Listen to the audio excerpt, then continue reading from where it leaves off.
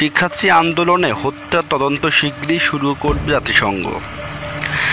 জাতিসংঘের নেতৃত্বে বৈষম্যবিরোধী ছাত্র আন্দোলনে নিহতদের হত্যার তদন্ত শুরু হবে বলে জানিয়েছেন সংস্থাটির মানবাধিকার বিষয়ক প্রধান ভলকার তুর্ক। শিগগিরই সংস্থাটির প্রতিনিধি দল বাংলাদেশে আসবে।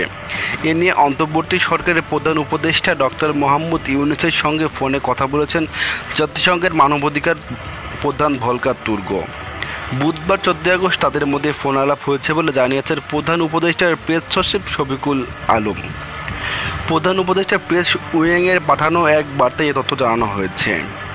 প্রেস বার্তায় বলা হয়েছে, বাংলাদেশ সাম্প্রতিক ছাত্র আন্দোলন চলাকালে বিক্ষোভকারীদের হত্যার ঘটনা তদন্তে শীঘ্রই জাতিসংঘ কাজ শুরু করবে বলে প্রধান উপদেষ্টাকে ফোন আলাপে জানিয়েছেন।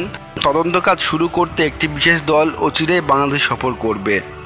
বাংলাদেশ ছাত্রদের বিপ্লব, জাতিসংঘের সমর্থন এবং আন্দোলনরত শিক্ষার্থীদের ওপর নির্মম হত্যাকাণ্ডের প্রতিবাদ জানানোই ফোন আলাপে জাতিসংঘের মানবাধিকার প্রধান এবং জাতিসংঘ